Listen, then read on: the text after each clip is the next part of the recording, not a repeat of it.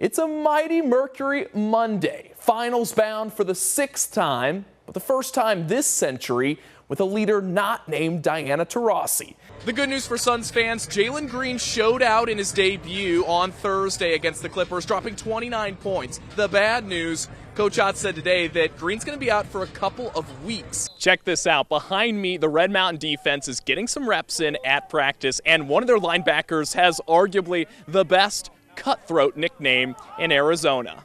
With just 12 games remaining in the regular season, the D-backs, well, they still have their work cut out for them. But they got to take care of matters first here at home against the San Francisco Giants before they can look ahead to that difficult schedule. It's not the kind of play that's going to help the Sun Devils return to the Big 12 championship. But Arizona State's head coach Kenny Dillingham still has absolute faith in his quarterback. I've got a disease, and the only prescription is less cowbell. At least that's what the Sun Devils probably said Saturday night down in Starkville, Mississippi, after their last-second loss to the Bulldogs. Instead of counting down the days, he's looking to ramp up the preparation, both mentally and physically. Check this out. Behind me, the Red Mountain defense is getting some reps in at practice, and one of their linebackers has arguably the best cutthroat nickname in Arizona. Jamison Wade, the Blade. This senior's precision pass rush can carve up an O-line and cut off a team's mojo in a moment. Yeah, I don't really like quarterbacks a whole lot. The name dates back to his first ever varsity start as a freshman.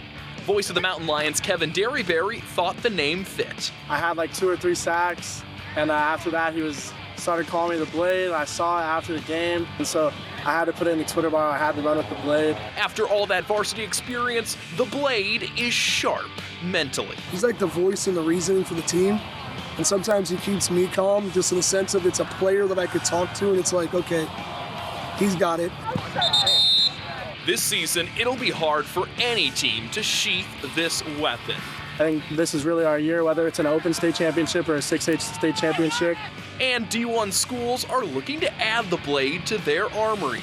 Cornell, Dartmouth, and Portland State all making offers so far. The Mountain Lions off to a great start this season, and opposing offenses better watch out, or they run the risk of getting sliced and diced by Wade the Blade.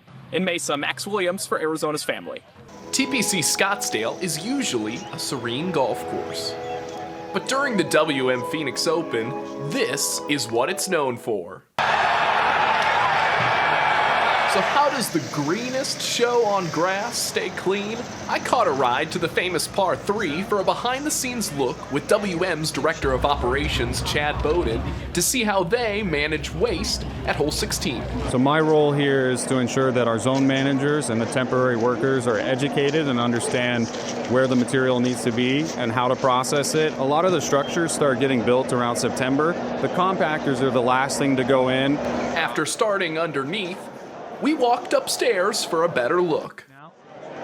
So this is hole 16, 20,000 plus fans in the loudest hole in golf. From the skybox, it was easy to see how these chutes led down to the compactors, which Bowden says are managed by 2 to 4 people at a time. But there's much more than that. So I wanted to highlight these sinks here that we have all over 16. We have holding tanks down below that they're plumbed into. We use all the melted ice is dumped in there, and then we use that water in the restrooms all around the golf course to activate the sanitizer tablet that goes in the bathroom. You just need a little bit of water. There are a lot of drinks sold, and this year WM partnered with local company Bold Reuse to save an estimated 32,000 cups. This is actually a shot of one of those cups that we will capture at the end of the day and then have washed and returned. UL Solutions has certified the tournament as waste-free for 12 years, a company that investigates businesses, products, and events to promote sustainability. In Scottsdale, Max Williams, Cronkite News. Good evening and welcome to this Thursday night edition of The Extra Point. I'm Max Williams. In 2024, the Cardinals didn't have to deal with Christian McCaffrey in either of the matchups against the 49ers. They won't have that same luxury when they head up to Santa Clara this weekend. McCaffrey, he's healthy again, and the last time he was at full speed, the the Cardinals, they struggled to keep him corralled. In just 2 games against the Cardinals in 2023, McCaffrey put up 364 total yards and 7 touchdowns. Since then, the Cardinals have beefed up the defensive line and added more speed among the linebackers. And in one of those games, well, in their defense, they were missing one very important defender. If you remember, I didn't play that game either, so, he's a great running back, one of the best in the league, and a guy that we are going to have to know where he is at all times because of, how the offense is ran through him. So whether that's a run game, pass game, we all got to be on one accord and doing our job and have a great plan to try and stop him. It's always a new thing. It's always, different personnel each and every year. Kyle does a great job of running his Meanwhile, 49ers quarterback Brock Purdy was limited in practice again today, but still, his status for Sunday is up in the air. The Perry High School alum still dealing with a turf toe injury after sitting out week 2 in New Orleans. And if he's unable to go again, it's going to be Mac Jones taking snaps in the San Francisco backfield.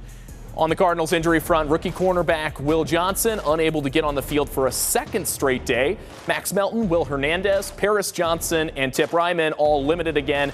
Cody Simon, Dante Stills, and Kelvin Beachum all full participants. The Cardinals and 49ers kick off Sunday at 1:25 in Santa Clara.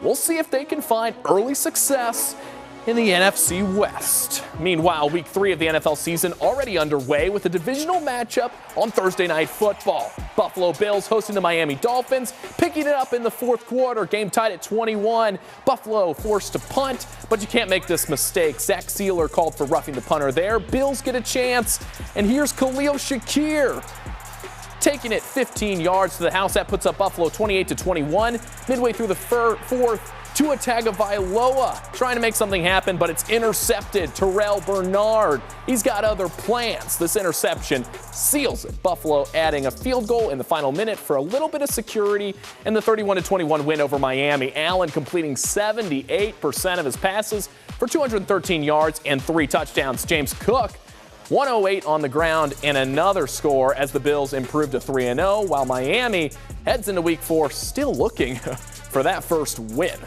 In college football now, exciting news today for Sun Devil fans. Arizona State and Kansas nearing an agreement to play their game next year in London's world-famous Wembley Stadium as part of a new multi-year deal called the Union Jack Classic. That's according to Scott Hamilton of the Post and Courier.